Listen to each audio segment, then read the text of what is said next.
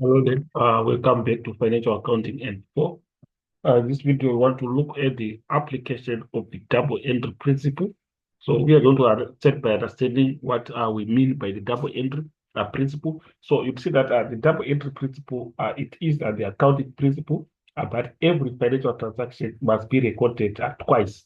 So we are saying every financial statement uh, must be recorded twice by being debited and credited. So it is based on the concept that every financial transaction is two sides, the debit side and the credit side. So you are going to see that when we have a financial transaction, on each and every financial transaction, it's supposed to be entered twice in the books of accounts by having corresponding entries. That is, when you debit one side, one of the entries should be debited, and the other one debit is a DR, representation of credit is a CR.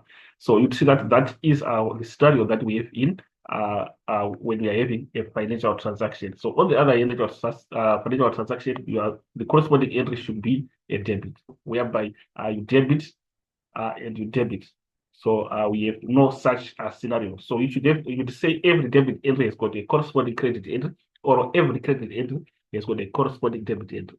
So another basics that we have is that you are supposed to debit and credit. So no entry should affect both same side, as in debiting and debiting or crediting and crediting. So that's the double entry principle. So you see that the double entry principle also is also based on the accounting equation. So what we are trying to say is, remember the accounting equation is got two sides that we have on the accounting equation by saying assets, by saying our assets is equals to owner's equity plus liabilities. So on the double entry, you are going to see that it's also based on the accounting question from the point of view that for those two entries that are involved in the double entry, they should be adjusted on the accounting equation, and the accounting equation will remain balanced. So we are saying if the transaction is affecting assets and owner's equity, we should see a plus on assets and a plus on owner's equity in such a way that the side that we have for assets remain the same with the side that we have for owner's equity plus liabilities. So basically, this is what we have. So if it's affecting the two entries, if they are affecting assets only, we are going to see a scenario whereby we have a plus and a minus in such a way that the total for assets does not change. In other words, we are saying plus 10 minus 10. So it remains in the same balance. So basically, this is the explanation that we have in terms of the double entry and how it is connected to the accounting equation. So you see that the explanation that we have, the textbook explanation that we have in terms of double entry principle, which says uh, the double entry system, it tells the two things. It tells that two things will always be dealt with. Two entries will always be met in order for the accounting equation to balance. An equation can be compared with a scale. So we're giving an example of a scale that we have there, whereby what was the side for orders equity plus and liabilities. So that's what we have. So the effect of double entry on this account equation should leave the account equation still the same, with the left hand side equal to the right hand side. So it goes on and says a scale can only balance if the same quantity is added and subtracted on the same side, or is added or subtracted on both sides. So this is what we have. So we are given an example that we are given here, which reads, Solid Jolly opened the business with a capital contribution of 220,000 rands. He opened a bank account and deposited the money.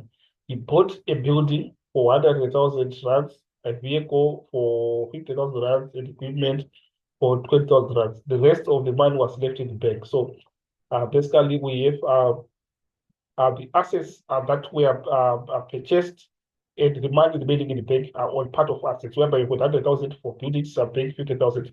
And then to get the money that remained in the bank, obviously, you are going to say 220,000, 100,000 for building, and you subtract for vehicle 50,000, for equipment, subtract 10,000. So you're supposed to get the balance for bank that is remaining in the bank account. So basically, this is what we have on that part. And then in that it reads, a Solid Jolly took 20,000 rands from the bank and bought another vehicle. So on top of the vehicle that we have here, we have got another vehicle that was bought for 20,000. So it means the vehicles that we have for 50,000, we have an additional 20,000. So that's going to become 70,000. So 80,000 plus 20,000. So in this case, we're going to see that the bank decreased, and it is now with we had 50,000 in the bank, and then we took 20,000 to purchase another vehicle. So we subtract the 20,000 from the 50,000, and then we are left with 10,000. So this is just an analysis in terms of how we deal with our double entry. So basically, this is what we have on that part. So we are going to look at this example that we have here, and we look at the effect on the account equation. So our transaction means Solly Jolly withdrew 20,000 rand from the bank to buy another vehicle. So the first thing that you have to do when you are analyzing the effect on the account equation is to identify two accounts that are affecting the transaction. So if you check our transaction that we have there, so if you check on our transaction, you are going to see that we have the two accounts that are involved in this transaction. That we have got a bank account that is here, represented here, and then also have a vehicle account that we have here. So that is the first step that we have to do to identify the two accounts that are involved in the transaction, whereby we are saying we have got the bank account and the vehicle account.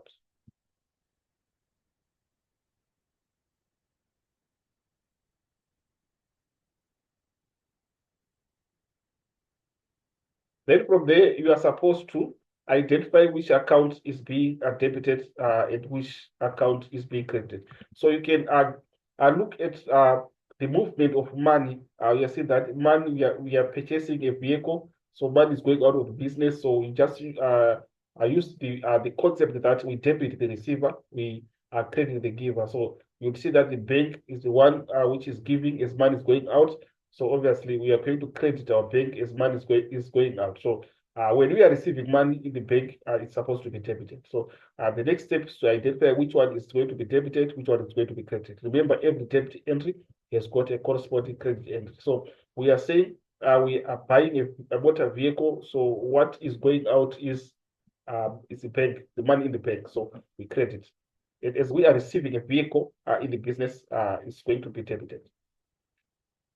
And then we take note that if we present our asset accounts, remember also what we have to identify again is to identify the elements of the double entry. What are they affecting on the accounting question? So if you check our accounting question says assets your liabilities. So you check bank account, is it part of assets, is it part of owner's equity, is it part of liability? So you see that bank is an asset. So obviously this is part of assets. And vehicles also is an asset. Although a vehicle is a non-current asset and the bank is a current asset, but they are both assets. So this one is an asset again. So they are affecting one side of the accounting equation. So you'll see that if you check here, they are both on this side of the accounting equation. So if it's on one side of the accounting equation, if the two accounts are on one side of the accounting equation, it means we are going to have a plus and a minus, so that the side of assets remains in the same position and it remains equal to the side of owner's equity plus liabilities. So having identified that, you now are supposed to know that if it's an asset account, if it's an asset account, as we debit an asset account, it's a plus. As we credit an asset account, it's a minus. So these are some of the concepts that we are just supposed to know. And if you check on the other components of the accounting equation, if it's a liabilities account,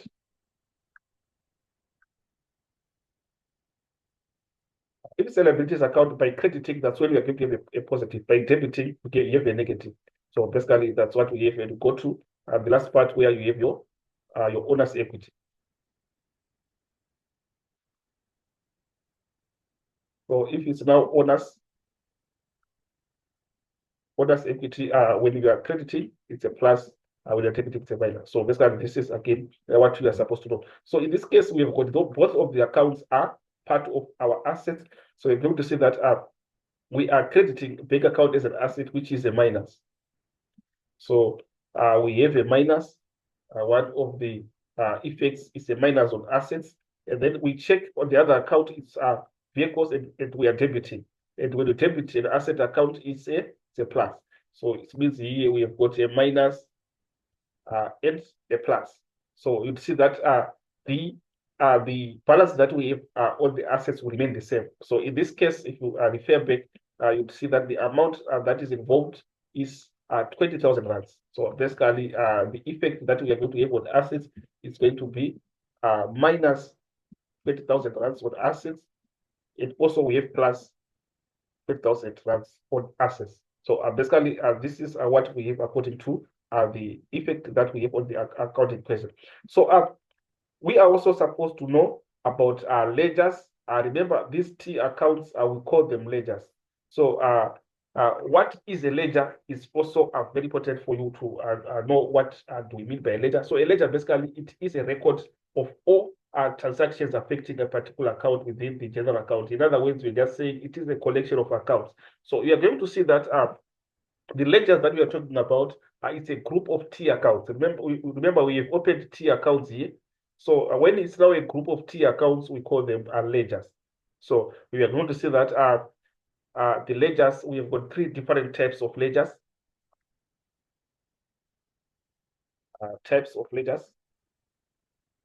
Whereby one, we have what we call the sales ledger. And also we have the purchase ledger. And thirdly, we have what we call the general ledger. So what is important for you also to know is what is recorded in the sales ledger. It's a group of, so sales ledger is a group of accounts, purchase ledger is a group of accounts, general ledger is a group of accounts. So in this group of accounts, these are the T accounts. So what is important for you to know is what is recorded in the sales ledger. So what is recorded in the sales ledger are the names of the accounts of the people or businesses that we sold goods to on credit. So if we sold something to an individual or a business on credit, that person is owing us money and becomes our debtor or our trade receivable. So there are accounts, that group of typical accounts will be in the sales ledger. Then the purchase ledger is a group of accounts of those people or businesses that we bought goods from on credit, that we bought goods from. So their names and of those individuals or businesses that we purchased the goods from on credit, we put them in the purchase ledger. So that group of accounts. So if you now look at the general ledger, we are saying all the accounts that do not qualify in the sales ledger and the purchase ledger, all of them, we put them in the general ledger. For example, the sales account is not part of the sales ledger. It's not a name of a person or a business that we sold goods to on credit. So a sales account goes in the general ledger. And then a purchase account again falls in the general ledger. It does not qualify to be a name of an account of an individual or business that we purchased the goods from on credit. So it will qualify under the general ledger. So we have got many accounts that are going to fall under the general ledger. All the accounts that do not qualify in the sales ledger and purchase ledger. So basically, this is what we have according to this video, and hopefully this video was helpful. And please let's not forget to subscribe and share to our channel. Let's not forget to share the link to our colleagues who are doing financial accounting N4. Let's stay tuned as we cover the financial accounting N4 textbook. Let's subscribe. Let's turn on the notification button so that you get notified of new videos. Let's meet again in the next video. As for this video, I'm signing out.